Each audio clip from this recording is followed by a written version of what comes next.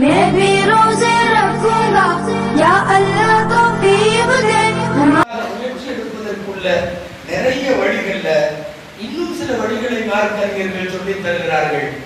நிதானமாக தொழுவதில் ஓர்மை ஏற்படும். ரொம்ப ஃபாஸ்டா தொழுகிறது, டப்பு டப்பு டப்பு 2 நிமிஷம் 4 ரக்காயத்து, 1 நிமிஷம் 4 ரக்காயத்து, ரொம்ப சூப்பர் ஃபாஸ்ட்ல தராவி தொழுகிற மாதிரி வீடியோ எல்லாம் வாட்ஸ்அப்ல சுத்துது.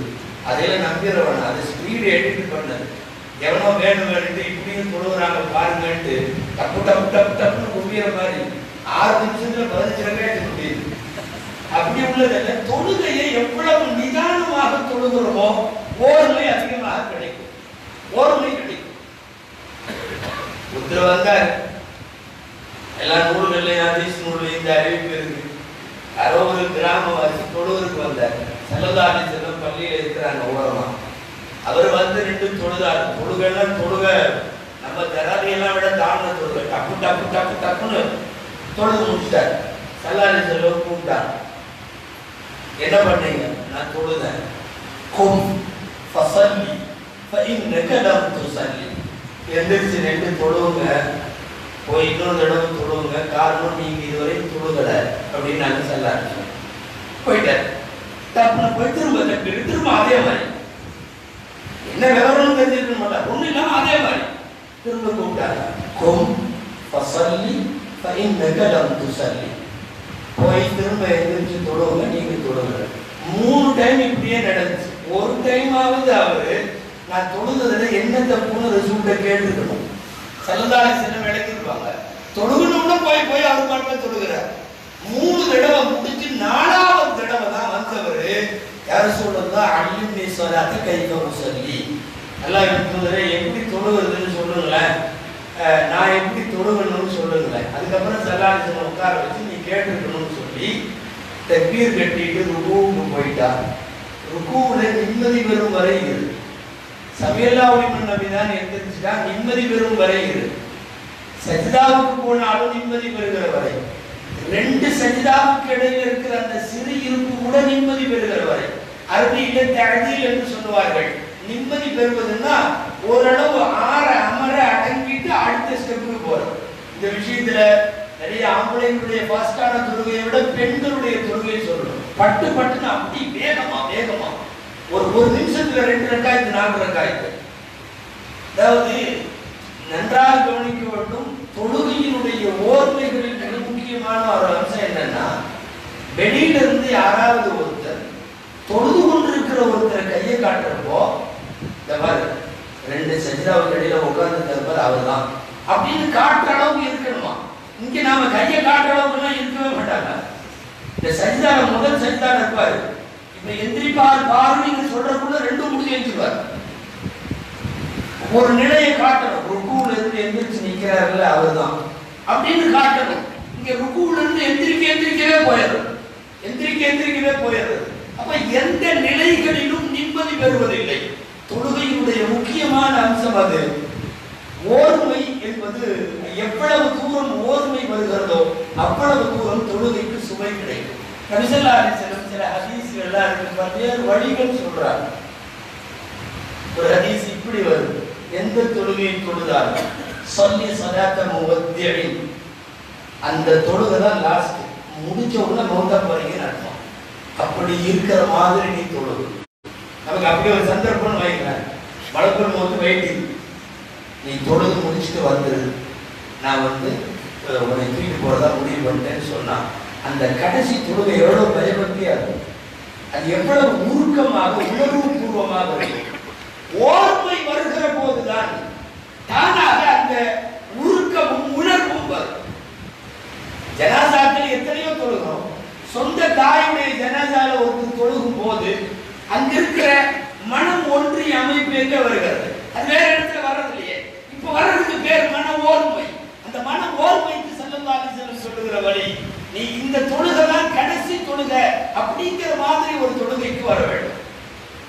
இப்படி தொழுகையினுடைய ஓர்மைக்கு நிறைய வழி இருக்கு. ஆனால் இதெல்லாம் தாண்டி இன்னைக்கு ஒரு காலத்துல இன்னைக்கு இந்த விளக்கெல்லாம் கூட ஒரு காரணமா என்னமோ தெரியல. ஒரு காலம் இருட்டு, சஹாபாக்களுடைய காலம் எல்லாம் பார்த்தா ஏதாவது ஒரு சின்ன வெளிச்சம் இருக்கும்.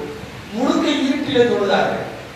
இருட்டு என்பது ஒரு விதமான ஓர்மையை கொண்டு வருவதற்கான ஒரு சாதனை. சில பேர்லாம் தொழுகும் போது அச்சத்துல கூட வீட்டுல லைட் இருக்கும், போட மாட்டாங்க. எவ்வளவு தூரம் இருட்டா இருக்கோ அவ்வளவு தூரம் கொஞ்சம் மனசு ஓர்மைப்படும். அவர் வீடு தான், அவர் ரூம் தான். அச்சத்துல நல்ல லைட்டை போட்டு தொழுவலாம், போட மாட்டாங்க. லைட்டை ஆஃப் பண்ணிட்டு தொழுவாங்க. நீண்ட நெடுங்காலம் வரை மின்சாரம் இவ்வளவு நமக்கு வசப்படுவதற்கு முன்னால் அவர்களெல்லாம் எப்படி தொழுதார்கள்? அவர்களுடைய தொழுகைகள் மிக முக்கியமாக ஓர்மையை ஏற்படுத்துவதற்கு இருட்டாக இருந்தது.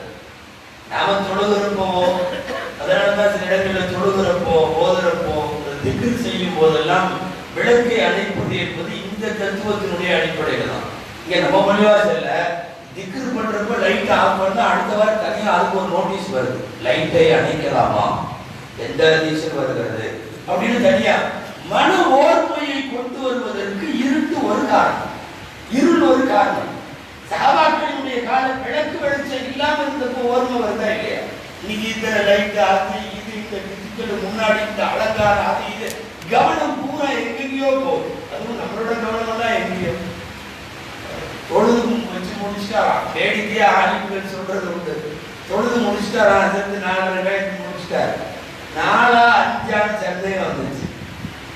பின்னாடி உள்ளவங்கள்ட்ட கேட்கிற, 4 தொழுவு வச்சுனா 5 தொழுவு வச்சுனா அவங்களுக்கு லேசா, கேட்டதுக்கு அப்புறம் சந்தேகம், 4 இருக்குமா 5 இருக்குமா, சரியா பார்த்தா இருக்குது, தப்பு மாறி தெரியும். ஒரு ஆள் சொல்றாரா, கன்ஃபார்மா 4 ரகாயத்தான் தொழுவு வச்சுங்க, 5 இல்லை. எப்படி இவ்வளவு கன்ஃபார்மா சொல்றீங்க? எனக்கு 4 கடை, ஒவ்வொரு ரகாயத்திலும் ஒவ்வொரு கடை கணக்கு ஒரு ஓரா பார்த்து, ஓரா ஒவ்வொரு கடையும் 4 கடையும் முடிஞ்சு, நீங்க அதுக்கு மேல தொழில் வைக்கல. தக்பீர் கட்டி இருக்கிற போது சிந்தனை முழுக்க எங்கெங்க போகணுமோ எல்லா சமயத்துல சில பேர் அச்சுக்கெல்லாம் போயிட்டு வந்துருவாங்க. ஒரு 4 ரகாயத்துக்குள்ள உம்ரா பயணம் முடிஞ்சு போயிடும், எல்லாம் முடிஞ்சு போயிடும். தொழுகையினுடைய ஓர்மையை பொறுத்தவரை முக்கியமான ஒரே ஒரு செய்தி, இப்ப சொன்ன எல்லா வழிகளையும் விட அத்தனை வழியும் கூட முயற்சி பண்ணி அதுல எல்லாம் தோத்து போனது உண்டு. நான் ஒரே ஒரு வழி, கட்டாயம் ஓர்மையை கொண்டு வந்துவிடும். என்னன்னா, தொழுகைக்கு வெளியே பாவங்களின் தொடர்போடு இருப்பவர்களுக்கு தொழுகைக்கு உள்ளே ஓர்மை வராது. எவ்வளவு தூரம் தொழுகைக்கு வெளியில ஒருவர் பாவங்களை விட்டு தள்ளி இருக்கிறாரோ அவ்வளவு தூரம் அவருக்கு தொழுகையில ஓர்மை வரும். இதை தவிர உலகத்தில ஓர்மைக்கு வழியே கிடையாது. அவருக்கு வெளியிலே ஏதாவது வட்டி தொடர்பு, வேற ஏதாவது ஹராமான தொடர்பு, மார்க்கம் தடுத்திருக்கிற காரியம், எத்தனையோ பொய் புரட்டு புறம் அத்தனை வெளியில எல்லா தவறும் நடந்துட்டு இருக்கிறப்போ அந்த தவறோட அல்லாஹ் அக்பர்னு கட்டுறப்போ மனசு லயிக்காது. வணக்கத்தின் சுவையை அவரால் பெற முடியாது. எனவே வழிபாட்டுக்கு இருக்கிற சுவை வேண்டுமானால் தொழுகைக்கு வெளியிலே இருக்கிற பாவங்கள் விட விட விட எவ்வளவு தூரம் பாவம் குறைகிறதோ அவ்வளவு தூரம் அவருக்கு வணக்க வழிபாட்டின் சுவை கூடும். அல்லாஹ் நமக்கு எவ்வளவு தூரம் தொழுகையிலே ஓர்மையை பெற முடியுமோ, வணக்கத்தின் சுவைகளை பெற முடியுமோ, அல்லாஹ் நல்ல தொழுகைகளுக்கு அல்லாஹ் நமக்கு நசீபாக்குவானாக.